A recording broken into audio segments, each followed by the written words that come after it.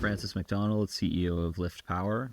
Lift is focused on hard rock exploration and development of lithium deposits in Canada, and our flagship asset is the Yellowknife lithium project, which is located just outside the city of Yellowknife in the Northwest Territories. Francis, good to see you, sir.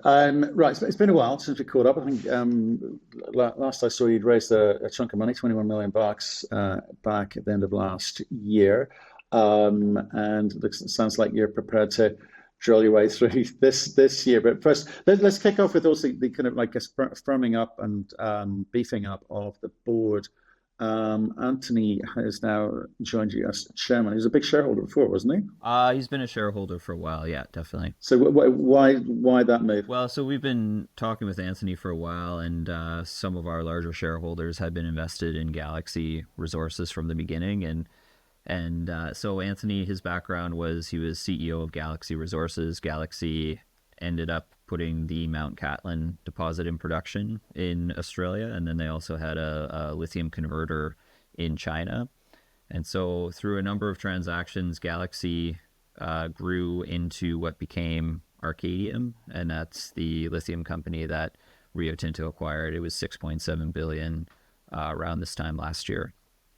So his background in lithium is pretty extensive, and having operated a spodumene mine and also been involved in the downstream refining and conversion part of it, I think it adds a new dimension to the management team of Lift, and especially as we start to look at downstream options within Canada. Right, and the reason I kind of bring that up, because like when we've talked in the past, I think one of the important factors, like differentiating factors with you and the slew of lithium explorers, was speed to market, speed to production, exploration through to development into production seems to be the part of the mantra here. How does having Anthony on board with that experience and background help, or does it kind of solidify that approach that you talked about previously? Yeah, sure. I mean, it adds to it absolutely, because it's how do you move quickly? Like, you need a lot of money to move quickly, and having somebody with a Rolodex of pretty much everybody in the lithium business, from strategic, trading houses to the auto companies and other OEMs, it's really helpful in terms of access to strategic capital. And also, like I was saying, the downstream part of it is interesting, and there's not a lot of people with experience in the downstream side of it in the world, but he has access to a lot of those people. Right. And how again, that is really kind of the board's thinking I'm trying to get at today, which is how's the decision making process, what is the kind of framework that you're using when you're talking about advancing multiple assets simultaneously, or just looking at Yellowknife? You kind of got to get that balance right between being focused on one project which could go well or could fall over, versus kind of, I guess, spreading the risk and unfortunately spreading the cost as well. Yeah, I mean the focus for us is absolutely on Yellowknife, and when we look at capital allocation, it's probably 85% to 90% of the budget's going towards the Yellowknife project. And also, my background's in exploration, and so I've been involved in greenfields discoveries, and I think that we have the experience to unlock some of these things. So when I talk about the other 10%, it's high risk but also high reward capital that's allocated towards exploration, which I think is justified with what we've come up with so far in Quebec. Right. Okay. Now, as a reference, you raised a chunk of money at the end of last year in a pretty kind of soft lithium price environment. How are you going to be spending that money? What do you think is being valued at the moment? Yeah, well, like you said, it's been a soft lithium price environment for, it's been a falling price environment and at a bottom for about 2.5 years now. So what we have been doing is putting a lot of money into environmental baseline work this year. And so it's about $7 million that we're spending on that. So it's pretty expensive, but this is what needs to be done to get into the environmental assessment and onwards into to getting a mining permit. So that's a big chunk of it. We've done we've just kicked off, or we just put out a press release yesterday on initiation of drilling. That's going to start in the next couple weeks. And then the other thing is we're starting some geotechnical drilling on all of the pits that are planned, and also hydrogeology drilling. So, overall, this year is really about doing some long lead time work that would get us into the permitting process. And going back to your comment about the strategy of quick to market, that's really the key. And we all know that in Canada, the bottleneck is permitting, and so we're really kind of pushing on that timeline as hard as we can. But why $7 million is it feels like a lot for an explorer to kind of commit to something like an environmental baseline study rather than kind of preserving cash. Why is it important for you to start that now and go hot and heavy on it? You need 2 years of baseline data before you can get into environmental assessment. And so, the longer you push that out, like, you can't really change the permitting timelines, right?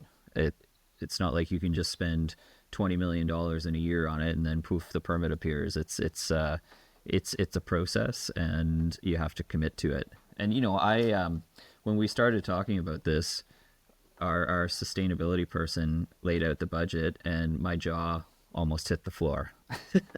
And we canvassed a lot of people in Canada, and like, it's not something that's talked about very much, but when you actually go through everything, it costs a lot of money, and to permit a project in Canada is, from start to finish, it's pretty much on the order of $20 to $30 million.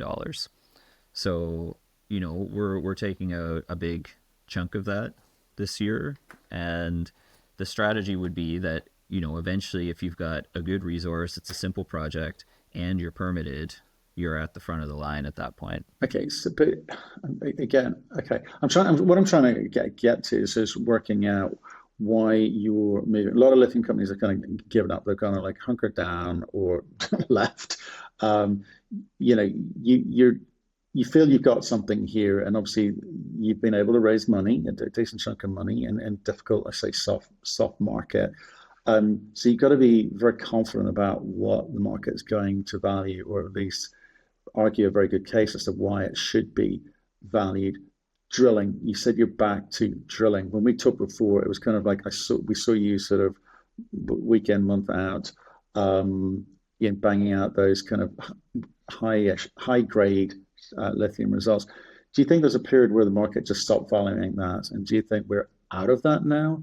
Why do more drilling? Because we have resource that's just sitting there that, would be in a pit, and like, why not get it into a resource estimate, a resource estimate update. It's kind of like, if it's just sitting there and you can see it, why not continue drilling it? But what do you think is the optimum size? Is there a starter pit size? We've seen this a lot in gold companies saying, want to take advantage of the gold price environment. Say, look, in following the Australian model of, let's just start with something small, get some cash flowing, and then we can build it out from there. Is there a kind of minimum size that you could work with, do you think? Yeah, no, I mean, it all comes down to the metallurgy as well, right? And if it's a DMS only, or a DMS plus flotation, and that has a big effect on the CapEx and the OpEx. So that's something we're still assessing, is, can we do a DMS only operation? But at the same time, things in Canada, it's more expensive to build things in Canada than Africa or something like that, right? So like, you get to a point where you need to have scale because the CapEx requirements are higher.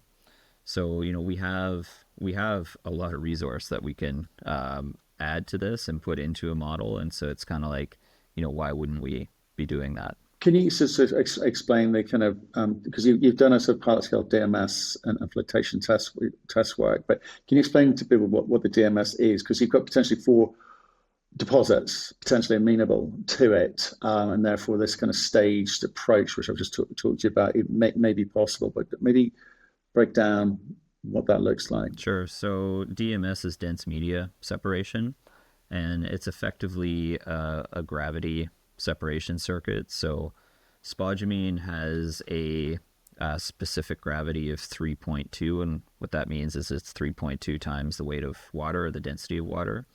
And then usually the other minerals in these deposits are things like quartz and feldspar, and their specific gravity is about 2.2 0.6. And so that density difference, you can let's say put a heavy liquid in between, and anything that's heavier than the liquid will sink, anything that's lighter than the liquid will float.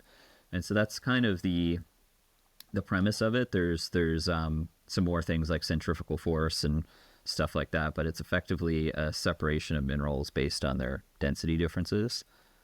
And you can do that at a relatively coarse fraction, so that means you're putting less energy into crushing up the rock or grinding it down.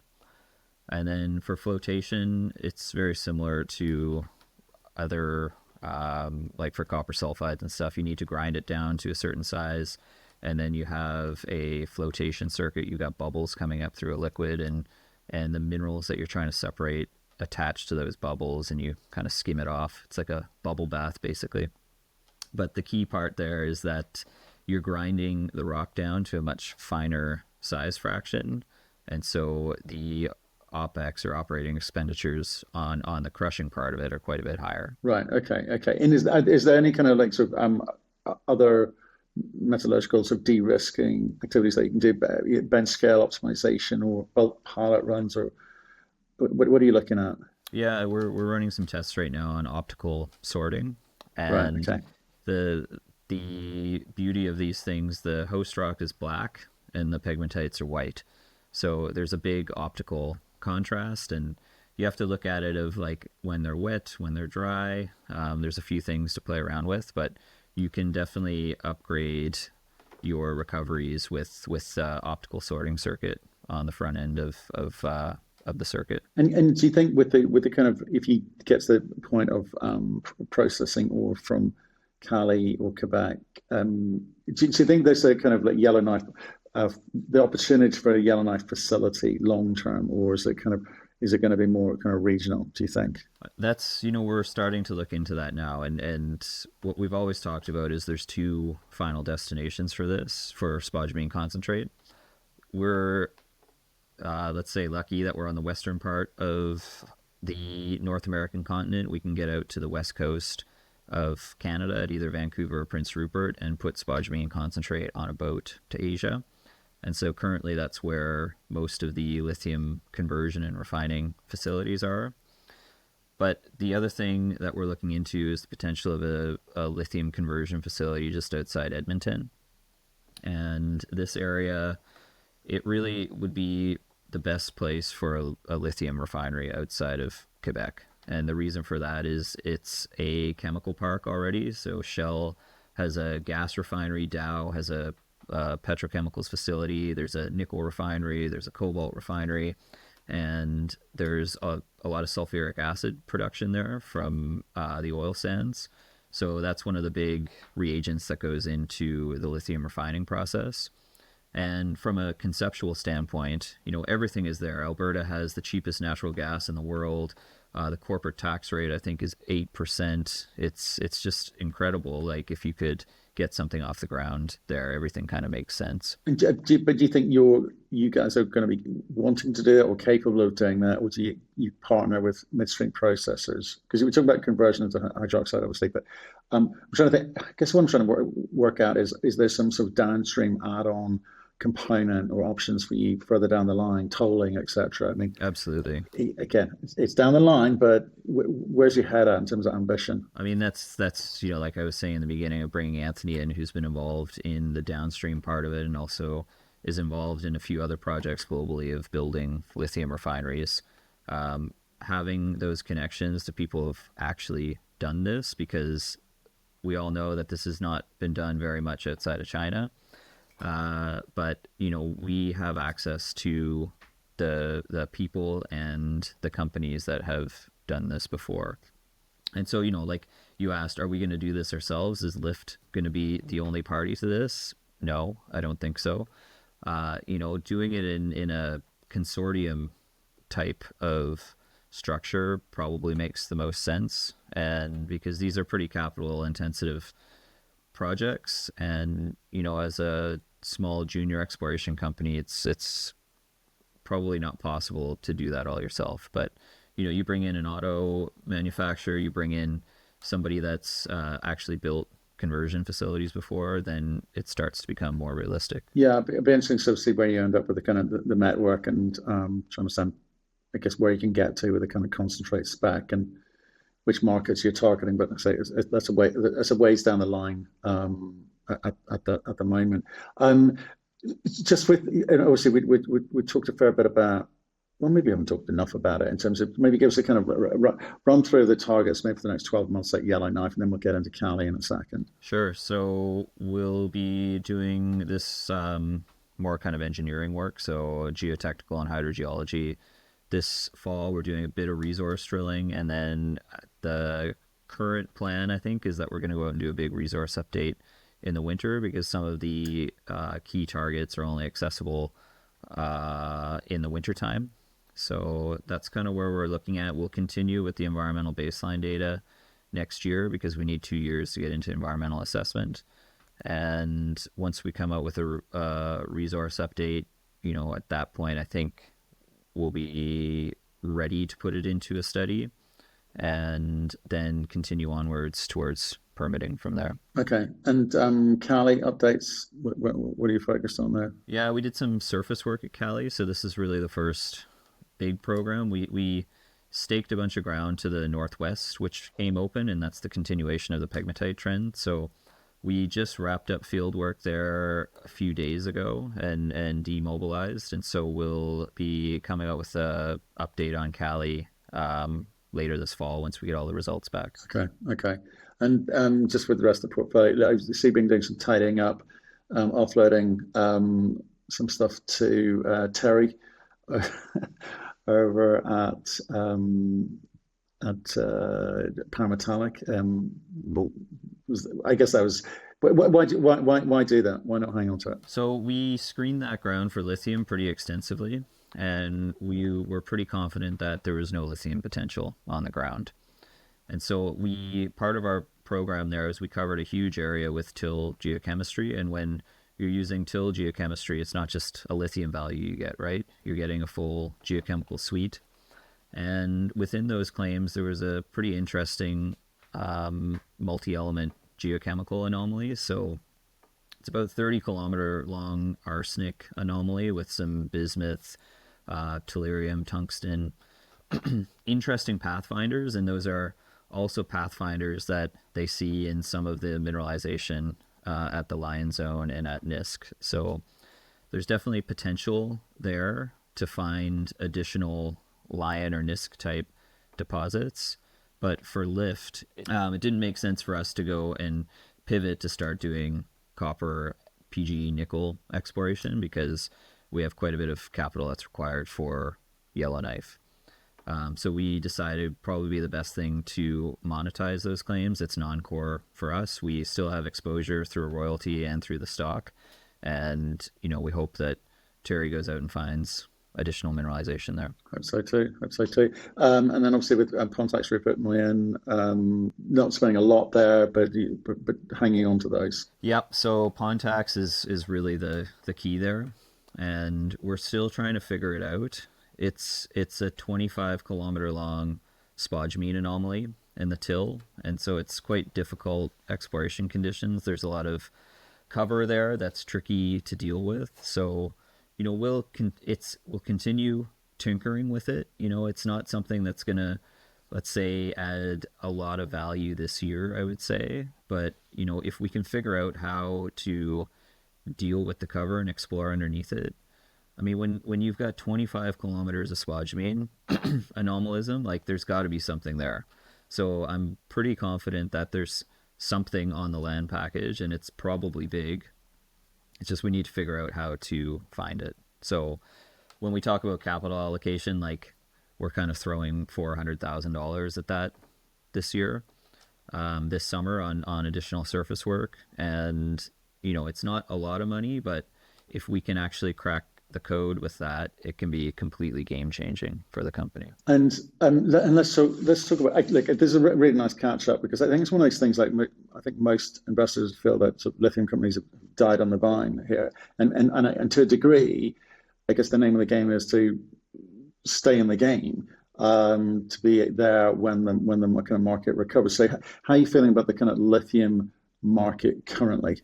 I'm feeling quite positive about it because we've seen prices are up about 30% in the last month. And, that's from multi-year lows. And so a 30% increase isn't necessarily going to bring us that much closer to incentive pricing. But what it does show is that we've probably come through the worst of the market and that prices are turning in the right direction. And the other thing, like we were talking about earlier, is that from a macro perspective, I'm just super excited for lithium because EV sales were up 30% last year. Battery stationary storage was up about 60% last year. And so lithium demand continues to grow about 20%. And when you compound that annually, it doesn't take long for the market to be out of a surplus and back into deficit. So I'm feeling pretty confident that we're there. Is it going to happen in the next month or two where we see wild swings in lithium price? I'm not sure, but from a macro perspective and supply and demand, I mean, we're teetering on the edge of going back into deficit, I think. Okay, so alarm kicking, setting up a resource, and strengthening up the board. Says you'll be around while others aren't. That's what it feels like. Maybe that's what it takes sometimes in markets when they kind of are down at these sort of low levels. And what's your message to investors perhaps left the space? Well, I think it's been a long lithium winter, and you want to make sure that you're positioned when it turns. And I think we're on a turning point here. And the thing is you want to be picking companies that have been doing stuff in the bottom. Like you said, there's been quite a few lithium companies that have died on the vine. And I think for Lyft specifically, we got past a big hurdle with the resource estimate, more than 50 million tons. When you look around at projects that have a resource base like that, there's not that many out there. And we're continuing to move this towards permitting, which is the important thing in Canada. So I think we're positioned pretty well, and it's going to be an exciting year coming up. Brilliant. Francis, appreciate you making the time for us today. I know you're on a break with the family. Keep us in the loop when it comes to the trial results. We'll see you soon. Thank you. Thanks, Matt.